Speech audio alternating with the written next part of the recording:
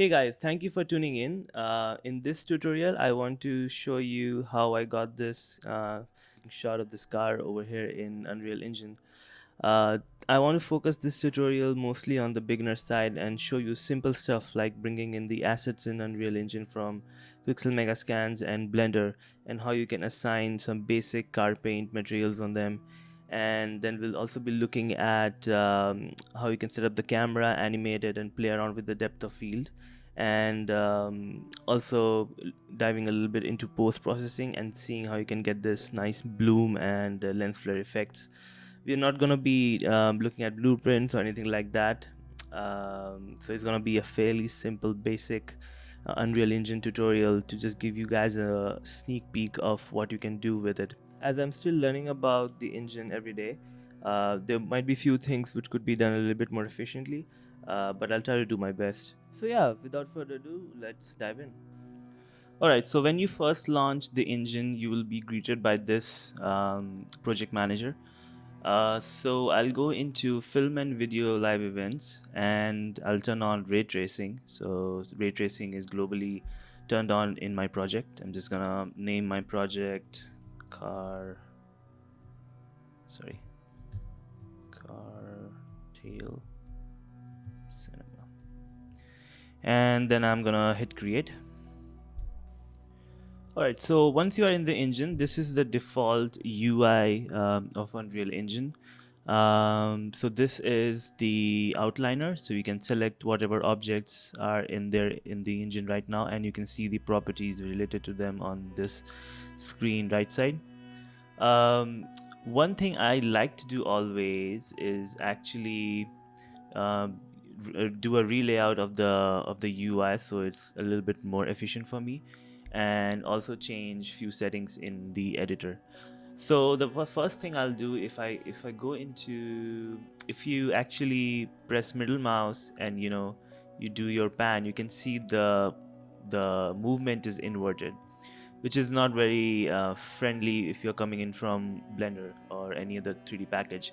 So what I like to do is actually go into edit, editor preferences, and if you go to viewports, you can actually invert middle mouse pans. If you check that and then you say set as default,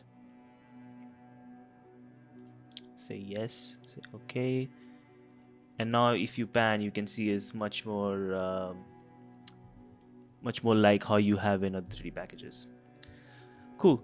Another thing I like to do is do a bit of relayouting. So if you click on this tab, you can actually move the windows anywhere and snap them anywhere you want in the interface. So I'm gonna snap this. Actually, I'm gonna keep this over here. I'm gonna snap the outliner on my screen left side, so it sticks out like that, and the details are fine over here. This seems a little bit more efficient for me when working in the engine. So you have you have a more lengthy panel for all the details, because once you're working in the engine, there are so many parameters that you can change. So having a little bit more real estate in that sense really goes a long way. All right, so let's start creating some lights. So when you start a new project, Unreal Engine gives you these default lights that you can start your scene with. But what I like to do usually is start from scratch. So what I'm going to do is actually delete all these lights currently in our scene and pretty much start from scratch. So right now our scene is completely blank. There is no light whatsoever. So to create the lights, what I'm going to do is use the environment light mixer. If you go to Windows, you can find environment light mixer over here. So you can create all the light systems in Unreal Engine using this option. So I'm just gonna create the skylight first. So the skylight is basically um, it takes the volume around your scene into account and creates bounce lights around it so that you get more accurate shadows and reflections. It also serves as a ambient light in your scene, and this is where if you plug in your HDR if you have to light up your scene. Next time I'm gonna use the atmospheric light, which is the main directional light in our scene. So this is the basic sun in our scene, and changing the direction of this would affect our shadows and stuff. Next, we're gonna create a sky atmosphere. So sky atmosphere, it will be this high dynamic sky, which would be surrounding our scene and would be affecting the lights and shadows. Next, we're gonna create some volumetric clouds. Um, so these would be animated clouds, which would also they would also bounce lights, so that will also affect the lighting in our scene. So once all of these are created, you can see we still don't see anything in our viewport. So what you need to do is actually go to directional light, turn it off, turn it back on, and now you can see the sky which surrounds our scene over here. Pretty cool. Cool. Now let's start by creating the landscape for our scene. So for that, I'm going to be using the landscape tool in Unreal Engine. So if you go to the top, you can see there's a button called Activate Landscape. So if you click on that, Unreal would fill the world with this grid, which is basically the base of our landscape and define the resolution. For this scene, I'm gonna be using a 31 by 31 quad because our camera is gonna be this low and we're gonna be seeing that far, and this much resolution works for me. Next, I'm gonna say create. So now you can see we have our ground deployed in our Unreal scene. Now let's assign some materials to it. So you can go back to selecting the object. So if you just select that, click on landscape, you see, and then you on the right side you can see we have the properties, and inside that you can see we have a landscape material properties. By the way, in the detail panel you can also search any property you want. So if you're struggling to find a particular parameter to change, you can just type in and then Unreal will expose that particular parameter. So for this landscape material, I'm going to be using Quixel Megascan snow material. So to bring that up, if you go to content, and then you have option to Quixel bridge inside the engine itself. Before, it was a standalone app which you had to install separate from Unreal Engine, and then you sign and bring in from that. But in Unreal 5 they have integrated it inside the engine. So if you click on that, you will have the bridge interface pop up, and then if we go into collections, so they have this new Arctic ice and snow collection. So if you go to that, so for this scene I'm just going to be using one of these snow elements, windswept snow. So I have already downloaded it. So if you just click download, um, and then you have to just click add after the download is done, and that would be exported automatically and added to your project. So to bring that in Unreal Engine, so yeah, if you go to the content and then open the content browser. So the content browser is the place where you can bring where all the assets live in directories, and all the materials you can categorize them. So this is kind of a file explorer for Unreal Engine. So we're gonna be using it all quite a lot. So I'm just gonna be docking it in the layout. So once downloaded, the material would be imported automatically into Unreal, and then you will have a directory called Megascan. So if you go into it, go into surfaces, fresh snow, you'll see the material over there. So all you need to do is actually select that and then drag it in the landscape material slot. So, and just like that, you will have that material assigned to our landscape. So the very first problem we see is the tiling. The tiling is quite small, so we gotta fix that. So if you double click the material icon over there, uh, you will get to this window over here where you can tweak all the parameters of the material. So we have all these parameters exposed from the hierarchy script. So you need to check on tiling, and then we're just going to reduce that to 0.02 in X and Y. And then if you hit save, uh, you see we have a much better tiling going on. And as our camera is going to be this close, I don't think we'll see much of the tiling issues, if there are any still. And another thing I want to fix, that the snow looks a little too specular. So to fix that, I'll go back into the material editor, and in the spec I'll check base spec and just reduce it to a much more reasonable value. Let's go for 0.02 and then hit save again. There you go, that looks much better. Alright, great. So now let's start bringing our car asset in Unreal and setting up the camera, because that's going to define how much landscaping we need to do, and we're going to do a little bit of set dressing around it. So to do that, I'm gonna be, first of all, I'm just gonna arrange some of these lights in directories so that they are organized a little bit. So if you select all of them, and if you right click, no, actually if you go to this folder icon over here, then you can put all of them into one folder. I'll call it lights, and I'm gonna put the landscape too in its own folder. Landscape, cool.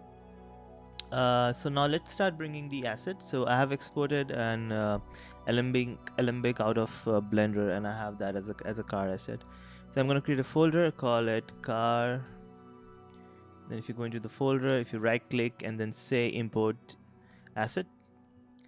So if I'll go to the asset folder, and then I'm bringing in the Alembic. So we have some options over here in the import dialog. So I'm going to be bringing it as a static mesh. If it was an animated Alembic, so that would in that case I would have used geometry cache.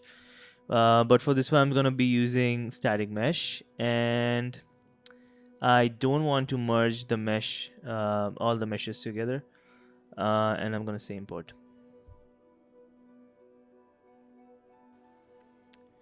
Alright, so once imported, you will see I have all the parts of the car. So if you just select all of them and then just drag it in the viewport, it will be added to our Unreal scene over here. And for some reason it's upside down, so I'm just gonna rotate it 90 degrees, just like that.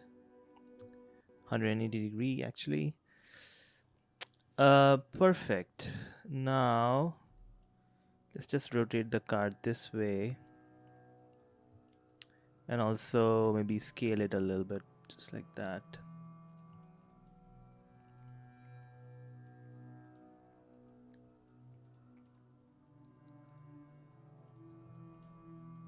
I'm going to be adding some mountains over there, so that should be okay if a little bit of the seam is visible, and our camera is going to be this close, so I think it's okay. Alright, so the next thing I want to do is actually add a camera to my scene so that I can do a some landscaping and a little bit of set dressing around that, according to what is visible inside the camera. So let's go ahead and go to create and go to cinematic and drop in a cine camera actor, and actually open that and put this into a new folder actually. So just click on that and then type in camera. Cool. And now if you click on the perspective option, you have the option of viewing through the camera and positioning it the way you like it. So few things to change in the camera setting is, first I want to change the film back to 16:9 film and use a 50mm lens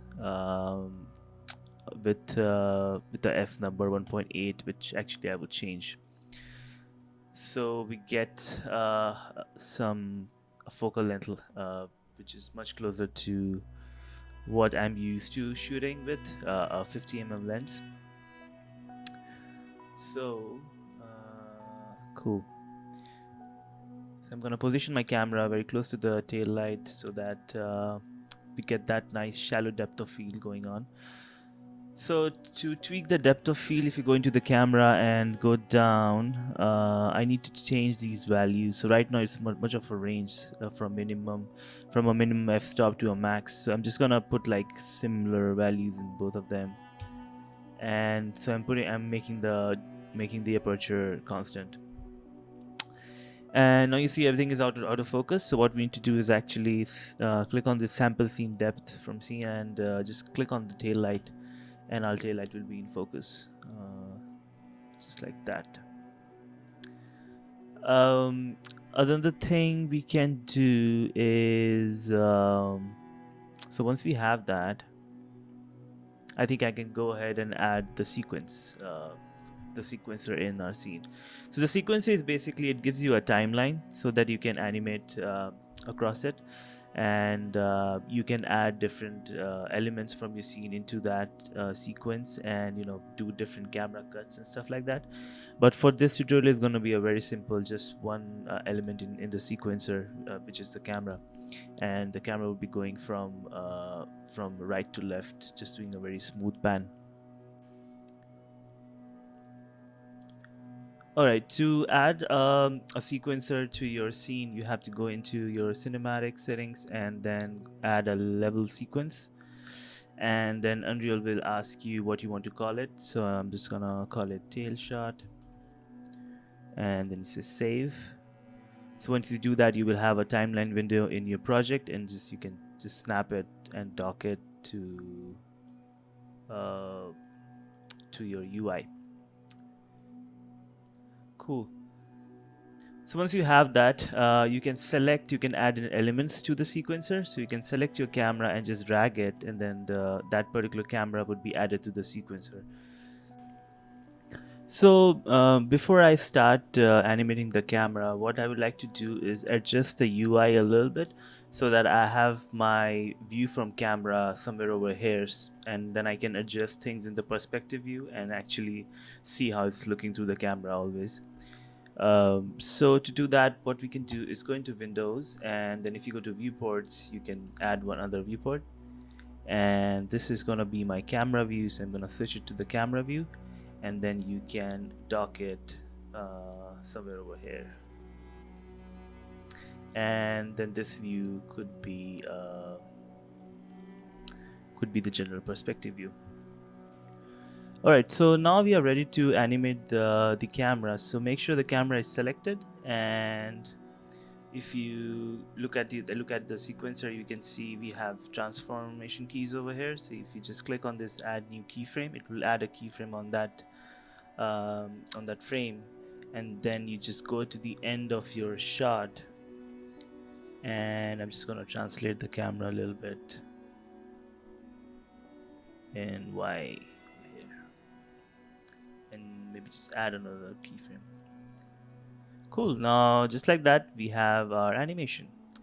But we can see the animation is easing in and easing out. We don't want that. We want it to be a linear curve. So you just select all the keyframe, and then you can change the curve. So I'm just going to be selecting linear, so the movement is linear now. Alright, cool. So I think now we can move into adding more assets to the scene, adding some mountains back here, and maybe a little bit of some rocks in the foreground. Alright, so now to add some mountains in the background, what I'm gonna do is go back to Quixel Bridge and bring in some assets. So if you go to content and open Quixel Bridge and go to the collections,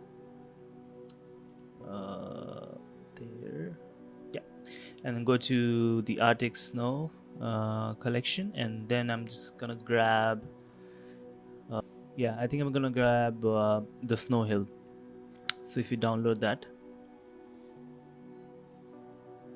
and just press on add, so that will be automatically exported to my Unreal scene, and now I can just drag it in my in my scene.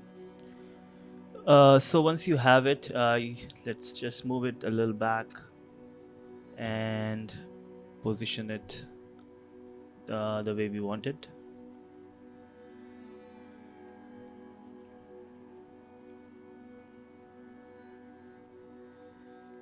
All right, so I'm pretty happy the way the mountains are looking right now, and I think we can move on adding materials to this car asset. So to add materials, I'm going to be using the Epic Marketplace. So if you Google Epic Marketplace, you'll be directed to this page over here, and then you can just search automotive um, materials, and you will find this automotive materials pack, which is a collection of high quality materials for cars, both interior and exterior. So I'm going to download that and so open the launcher, and once downloaded you will have the option to add to a project. So I'm going to be adding it to the current project, which is the uh, let's say show all projects, and that's my project over here. So there's a version discrepancy, so right now only 4.26 of this automotive project could be added to the Unreal Engine 5 project. So I'm just gonna select that and then say add to project. So it will take some time till it's adding it to our current project, and I'll pause the video and be back when it's done.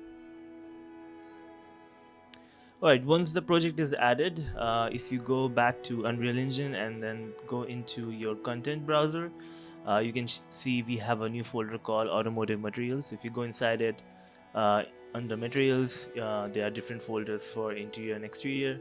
So we'll go into the exterior, we'll go to the car paint, which is this folder over here, and then we have all the different varieties of car paint over here. So I'm gonna be using the car paint dark blue, and just gonna be dragging it on the this exterior piece of the car, and just like that we have our material assigned and it looks beautiful, right? Okay, cool. Moving ahead, let's start adding some materials to the tires. So let's go back and let's look for tires folder. So we should have in exterior, if you go to rubber, and I'm just gonna pick one of them. I'm gonna choose the rough one and just make sure the tires are selected. We'll add that in. And for the rims, I'm gonna be jumping into the metal folder and adding a brushed, maybe a frosted rim material over there. Cool, that's it. For the glasses, I'm gonna be going into exterior glass, and then adding one of these windshield glasses on the mirrors. There you go.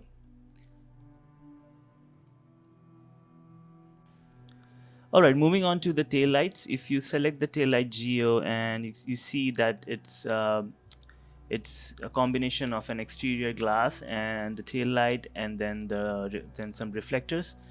So let's start by adding the actual tail lights materials. So if you go into lights, you see we have this ML lamp red self illumination material.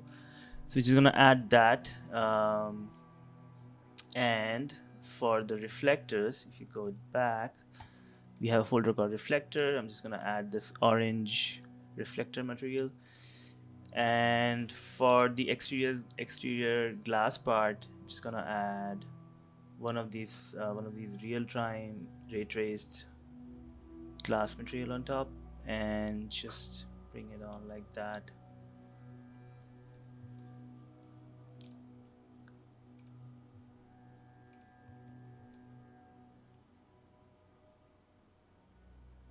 Cool. I think we need a little bit more power in our self illumination. So if you go back to our lights material, and then we go into the lamp, we see we have parameters to increase the power. So I'm just going to be increasing that to 150. Let's see how that looks. Getting a little bit more of illumination. It's perfect. I'm going to save that. And now for the plastic part, this is just going to be a shiny exterior plastic. So we're going to plastic, just going to choose plastic clean, let's add that. And just like that, we have finished assigning our materials. All right, moving ahead, let's start adding our post-process volume. So post-process volume is basically, it lets you add some post effects like bloom, lens flare. You can also adjust the color grading in your shots, and also tweak some features like ambient occlusion or ray tracing. We're going to be using post-process for the lens flare and the bloom for this scene. So to create a post-process volume, you go into visual effects, and then you say post-process volume. And the very first thing you want to do is go into the parameters and search for bound, and make sure infinite extend bound is checked so that the post-process is applied pretty much to the entire scene. So once done with that, next I would like to, before I start going and start tweaking post-process volume, I want to go into the directional light and bring the sun down a little bit so that we get a little bit more glaring from the sun. So something like that. I'm gonna rotate that on this side. Just trying to figure out where the sun is. You can also turn off snap, which gives you a little smoother control. Just gonna do that. I like this evening effect which is coming over here. Just gonna rotate that. Yep, this looks good. So, all right, so once happy with the directional light angle, we can go into our we can select our post-process volume, and then let's type bloom. So you're gonna check bloom, check intensity, and you can see we are getting some nice bloom effects from the tail light. It's a little strong right now, so we're gonna be reducing that to be somewhere over 0.05. Maybe it's a little too much. Maybe go for 0.3. And also go into our flare settings and just type flare. So not that lens flare. So this basically controls the flare. Maybe I'll increase the bokeh size a little bit, something like that. Alright, so once done with that, now let's move to the final part, which is rendering this, and looking how we can render a high resolution, high sampled scene from Unreal. Alright, now to render this, I'm gonna be using the movie render queue, which is newly added in the recent versions of Unreal. So movie render queue is a successor of sequence render movie feature, which has a little more features when compared to the old sequence render. You can tweak samples, you can output different passes using movie render queue. So this is what we're gonna be using. So to activate that, let's go into Windows, Cinematics, Movie Render Queue, and you will have this interface. Now we just need to add the render. So we're gonna select our tail sequence, and then we'll be going into settings by clicking unsaved config. Now there are few options over here which you can add to your render settings. So the very first one would be, I would be deleting JPEG sequence because I don't need JPEGs. I'm going to be rendering out EXRs. So we're going to be rendering EXRs, and then we'll be doing some anti-aliasing, which if you set that on, gonna be turning up the sample by 64. So you check override anti-aliasing, and so now you are excluding temporal aliasing. And now when you're doing that, you need to add some console variables. So console variables are basically it helps when using ray tracing. It helps Unreal um, to do denoising when you are excluding temporal sampling. I hope that it makes sense. We're going to be adding console variables, and to know which console variables you need to add, if you just go to the Unreal documentation, if you go down, you can find all the console variables you need to add. So these are the ones which you need to add when using ray tracing. So I'm just going to copy them. I'm going to exclude the 0, but just copy the rest, and then you hit plus and you just paste it in here, and go back and add all these. Oops, sorry, not that one, just adding in the console variables. So I'm gonna add that.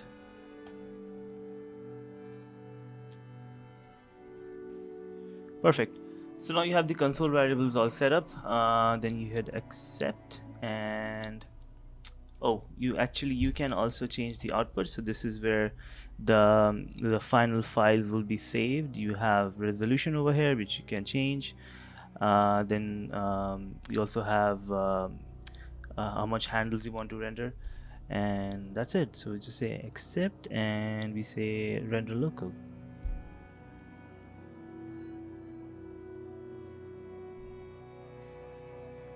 Yeah, so this is our final results. I got it into Nuke just to preview it. For my final shot, I did some graining, did some post effects, and also some tint effects. But yeah, this was a very basic insight into Unreal Engine and how you can use it to make some shots. So please like, share, and subscribe, and I'll see you in the next one. Thank you.